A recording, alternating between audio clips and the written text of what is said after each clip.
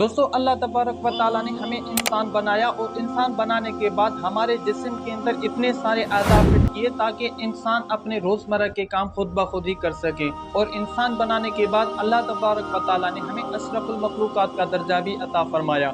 अब जाहिर सी बात है अल्लाह तबारक व ताला ने इतनी सारी नेमतें अता फरमाई हैं और इतने सारे आज़ा हमें दिए हैं, तो इन आज़ा को कहाँ और कब कैसे इस्तेमाल करना है इनका तरीका भी अल्लाह तबारक व ताला ने बताया होगा।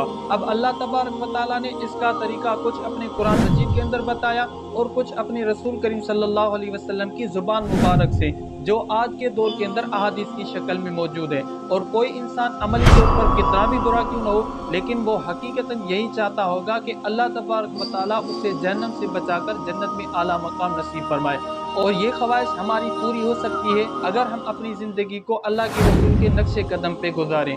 तो आज मैं आपके सामने ऐसी एक हदीस बयान करने वाला हूँ जिसका मफहूम ये है कि आपने फरमाया कि तुम लोगों में से अगर मुझे कोई 6 चीज़ों की ज़मानत दे तो मैं उसे जन्नत की ज़मानत देता हूँ। और इस हदीस के अंदर जो 6 चीज़ें बयान की गई हैं वो इतनी भी मुश्किल नहीं है कि हम उन्हें अपनी ज़िंदगी में अपना न सकें। और यकीन माने मुआशरे के अंदर जिस बंदे के अंदर भी ये चीज़ें पाई जाती हैं उसको कदर की निगाह से देखा जाता है, मजहब से हटकर भी मुआशरे के अंदर उसकी जो है इज्जत की जाती है। उनमें से नंबर पहले पर आता है, आपने फरमाया कि अगर तुम लोगों में से मुझे कोई ये ज़मानत दे कि ज़िंदगी में कभी भी झूठ नहीं बोलेगा, यानी हालात कैसे भी हो लेकिन वो सच ही बोलेगा, तो मैं उसे ज़मानत देता हूँ कि क़यामत के दिन उसे जन्नत मिलेगी।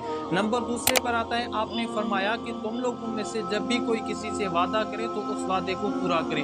और आप देखेंगे कि जो बंदा भी अपने वादे की खिलाफी करता है दुनिया के अंदर उसकी कोई इज्जत नहीं है, बरअक्स उसके जो अपने वादों को टाइम पर पूरा करता है। और नंबर तीसरे पर आता है, आपने फरमाया कि जब भी आपके पास कोई चीज़ अमानत रखी जाए तो उसमें खयानत न करें बल्कि उसको अपने मालिक तक सही से पहुंचाए।